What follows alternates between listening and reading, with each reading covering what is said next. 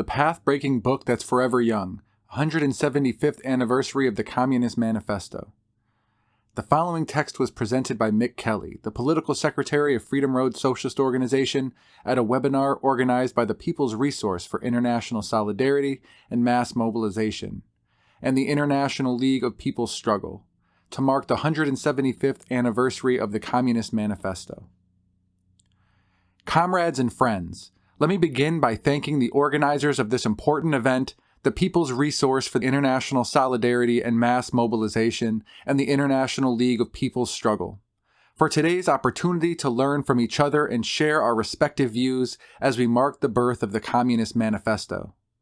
Before speaking about this, note should be made of another important anniversary. December 16th marks 1 year since the passing of a truly great proletarian revolutionary and outstanding Marxist-Leninist, José María Sison. Comrade Sison's great contributions to the struggle and his rich theoretical legacy have an international significance.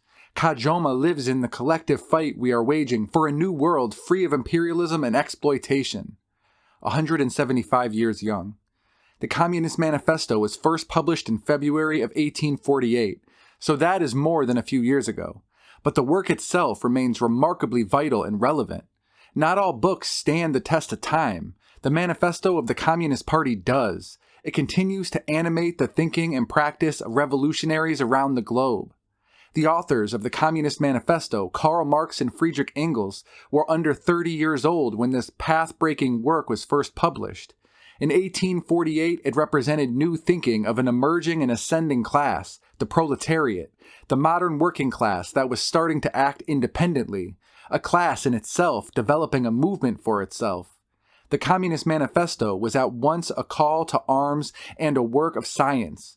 It expanded on the basic premise of historical materialism, including the importance of the development of the productive forces, the relationships of production, and resulting struggle between classes and their political representatives. Written at a time when a wave of revolutionary struggle was unfolding in Europe, the Communist Manifesto concludes with this stirring declaration. The communists disdain to conceal their views and aims. They openly declare that their ends can be attained only by the forcible overthrow of all existing social conditions. Let the ruling classes tremble at a communistic revolution. The proletarians have nothing to lose but their chains. They have a world to win. For those of us who hate oppression and want to end it, what's not to like about this straightforward declaration of war on capitalism? It rang true then, and it rings true now. Classes and class struggle. Class struggle is a fundamental theme of the Communist Manifesto that has extraordinary relevance to the conditions we are facing in the U.S. today. The developing competitive capitalism described with clarity by Marx and Engels arrived at a new stage, that of monopoly capitalism, a failed and moribund system. The decline of U.S. monopoly capitalism and the empire it created is accelerating. Or to put it another way, the decline of U.S. imperialism is speeding up. And as it descends, every contradiction in U.S. society, including those within the ruling class, are sharpening. Mention here should be made of the world-shaking events in Palestine, where a heroic resistance movement is successfully confronting the Israeli occupation, and layered on top of this is the U.S.-backed genocide underway in Gaza. In the midst of these developments, the limits of U.S. power stand in stark relief. The resistance in Lebanon is pummeling the Zionists and ignoring U.S. threats. The same goes for the armed forces of Yemen, who are striking ships heading for Israel. The U.S. tells the axis of resistance to stop fighting for liberation, but no one is listening at all. The results of the accelerating decline can be seen everywhere in the economic and political landscape of the U.S. today. There is no consensus in the U.S. ruling class and among its political representatives on how to maintain U.S. empire. The deeply unpopular President Joe Biden and the irrational Donald Trump stand as symptoms of a sick society. One that's place in the world is growing even smaller. The standard of living in the U.S. working class is declining. National oppression, the systemic inequality visited upon African Americans, Chicano and Latinos, Asian Americans, indigenous peoples, and others is intensifying. Democratic rights in general are under attack. The upshot is rising tide of resistance. In the Communist Manifesto, Marx speaks of history being the history of class struggle, as well as the content of the present. In the US today, there is marked uptick in the level of class struggle, such as the protected and successful strike waged by the auto workers. It's in this context we see a new openness to militant class struggle trade unionism. The vast uprising following the murder of George Floyd represented a turning point in US history. Involving tens of millions of people, the George Floyd uprising was a political experience that impacted the political understanding of an entire layer of society. Members of Road Socialist Organization have been activists, leaders, and builders of this growing tide of struggle. For example, through the mass organizations we are active in, we were able to play a significant role in the George Floyd rebellion. The growing polarization in U.S. society will be a test for our organization, a challenge we are determined to meet. Reform and revolution. In every struggle, FRSO works to carry out three objectives. First, we want to win all that can be won and land the heaviest blows possible. Second, we work to raise the general level of consciousness and organization of the masses of people. Finally, we are trying to win the advanced, those who have stepped forward as activists and organizers to Marxism-Leninism, thus building communist organization. Marx and Engels are crystal clear in the Communist Manifesto about the need to fight for reforms, and the need to fight for immediate demands, such as free education as talked about. There is also clarity about the need to represent the future, i.e. the need for proletarian political power, socialism in the present. There is a dialectical relationship between the fight for reforms and revolutionary change.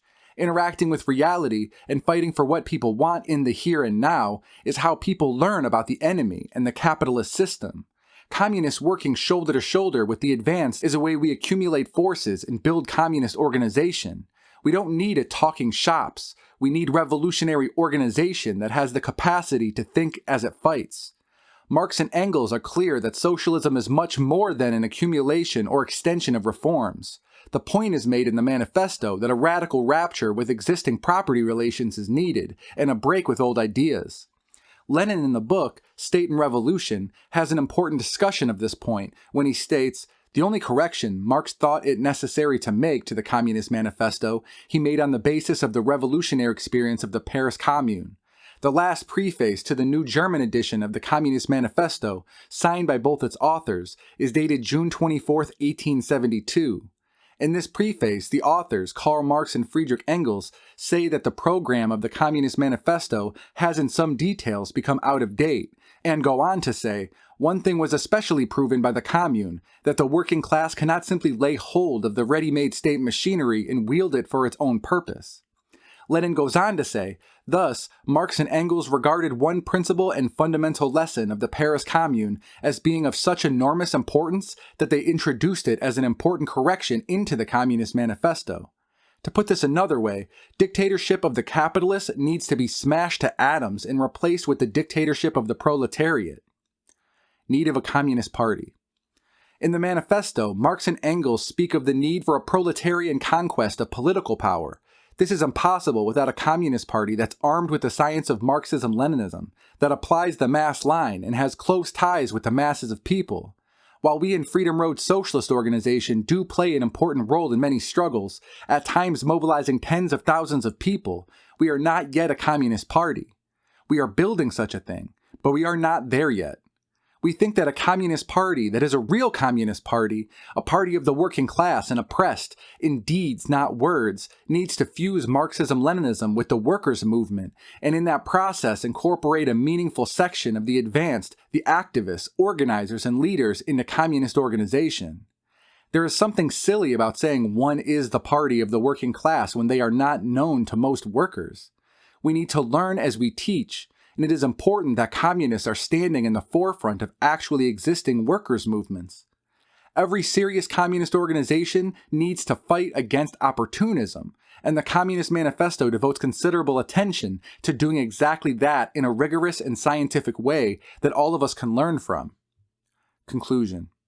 The current period is a favorable one for communists to advance in a big way. In addition to being embedded in the popular struggles, we need to do like Marx said and disdain to conceal our aims.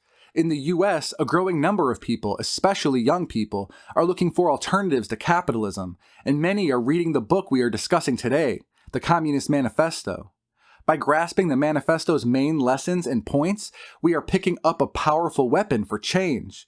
Whether it was in Russia, China, Korea, and so many more places, those that led the struggle for socialism read the Communist Manifesto and put the theory into practice.